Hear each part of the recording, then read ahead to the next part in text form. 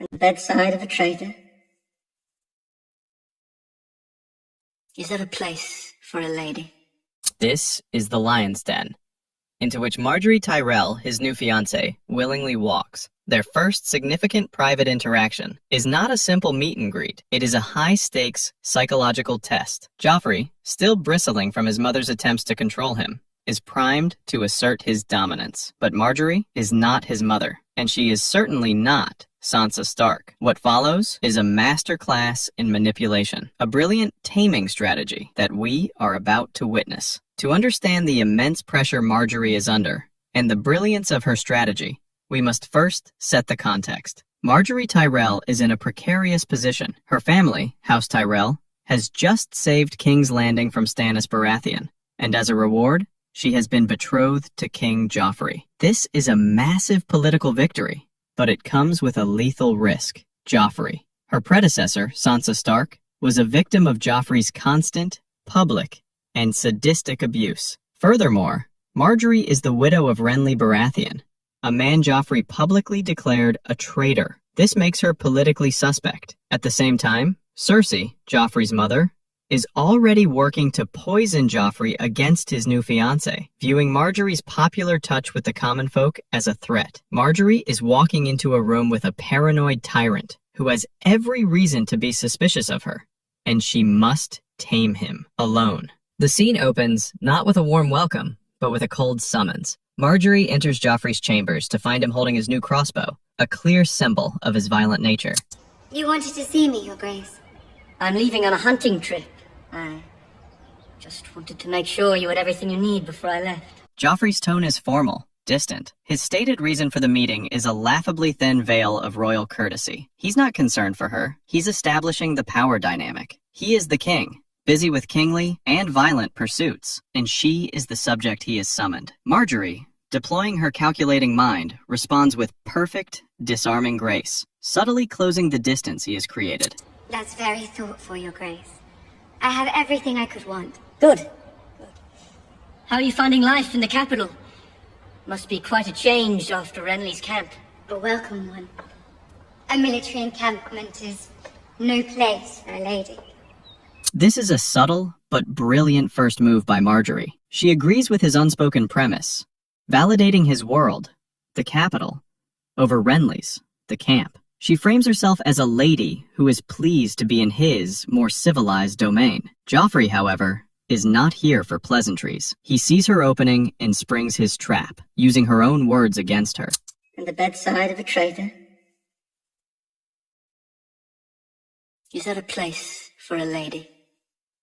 Your Grace, I tried to do my duty as a wife, that is all. This is the test. It's a pure lashing out, an impulsive, emotionally charged accusation designed to provoke and shame her. A different woman might become defensive, fearful, or angry. Margaery, activating her strategic mind, does none of these. She brilliantly sidesteps the political accusation by reframing it as a matter of personal, wifely innocence. She immediately adopts the victim strategy. She is not a political player. She is just a simple, conventional wife who was trying to do her duty. Joffrey, relentless, presses his advantage, noting her clear failure in that duty. What was your duty to this traitor as you saw it? The duty of any wife to any husband, to provide him with children. You failed to do this. Why? Joffrey believes he has her cornered, but this is exactly where Margaery wants him. She feigns vulnerability and delicately introduces the rumor of Renly's sexuality, not as an accusation, but as a source of her own confusion and failure. I don't believe he was interested in the company of women. Whenever I wanted to make a child with him, he had so many excuses, so many late-night war councils. Maybe the fault was with me, maybe... No, he was a known degenerate. It's such a relief to hear you say so, Your Grace.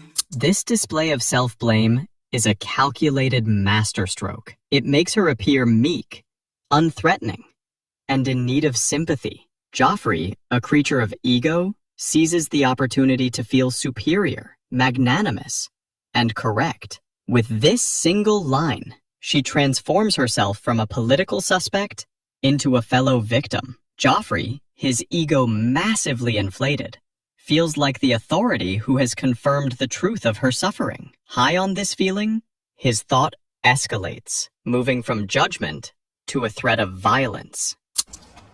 I've considered making his perversion punishable by death. As is your right. You must do whatever you need to do.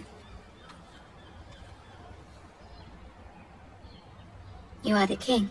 She offers him complete and total validation. She grants him power over Renly's memory and endorses his most severe, cruel impulses as the rightful privilege of his station. The test is over. The threat is neutralized. The instant the political danger has passed, Margaery executes a flawless pivot. She physically shifts closer to him and directs her attention to the object in his hands, using her body language to signal intimacy and acceptance. She moves from the threatening past, Renly, to the exciting present, the crossbow. You are the king. She strokes the crossbow, a gesture of profound symbolic power. She is not just touching a weapon. She is embracing the violent, sadistic nature of its owner. Joffrey, his ego already stroked, is now eager to show off. Do you like it?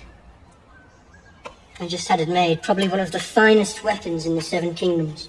It's beautiful. Will you show me how it works? This is the second phase of her strategy, entering their spirit. She doesn't just feign polite interest. She mirrors his genuine enthusiasm. Crucially, by asking, "Will you show me how it works?" she elevates Joffrey to the exclusive and powerful role of teacher and master, feeding his deep-seated need for control and superiority. Joffrey, delighted, demonstrates its mechanics, loading a bolt and firing it into a stuffed boar's head. A traditional court lady, a Sansa, might flinch or offer a strained smile. Margaery's response is one of pure, unrestrained delight. With a burst of delighted laughter and applause as Margaery, this is not flattery. It's emotional contagion. She is reflecting his own pleasure back at him, creating a shared, exciting, and exclusive bond. She immediately reinforces this new bond by linking herself to his hobby. Would you take me hunting sometime?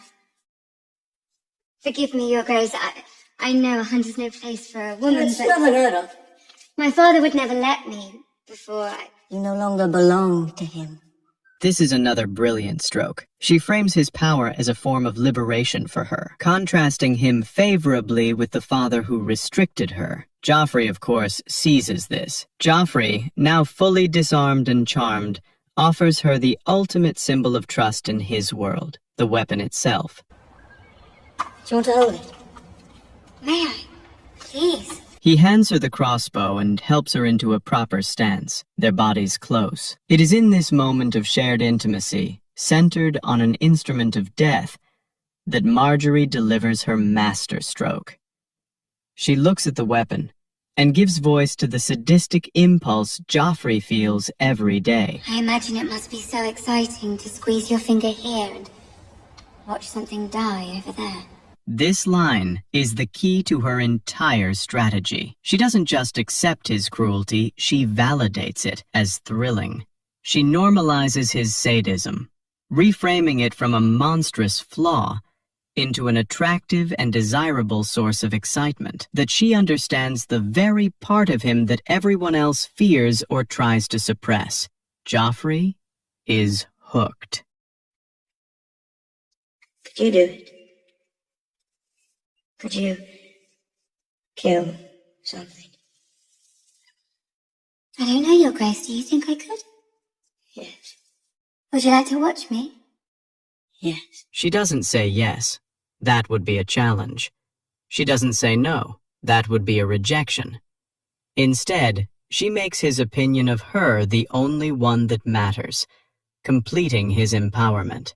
In the span of a single conversation, Margaery Tyrell has achieved what no one else, not his mother, not his uncle, not Sansa, ever could. She has tamed the beast, Sansa Stark, who represents the traditional response to Joffrey, must constantly placate Joffrey's rage and suffers for it. She tries to endure his cruelty. Margaery doesn't endure it, she redirects it. By employing a flawless strategy, she masterfully anticipated and diffused his impulsive attacks. She succeeded by completing a two-step taming. First, she disarmed his political suspicions by playing the victim and validating his ego. Second, she aligned herself with his core sadistic nature, reframing his violence as an exciting, kingly privilege. She identified his true thumbscrew, his massive, fragile ego, and his love of cruelty. By validating his monstrosity instead of fearing it, Margaery achieved Joffrey's complete psychological surrender. She has positioned herself as the only person in the world who doesn't just tolerate his dark spirit, but finds it exciting. She has made herself his ideal companion, and in doing so, has taken her first major step toward controlling the crown.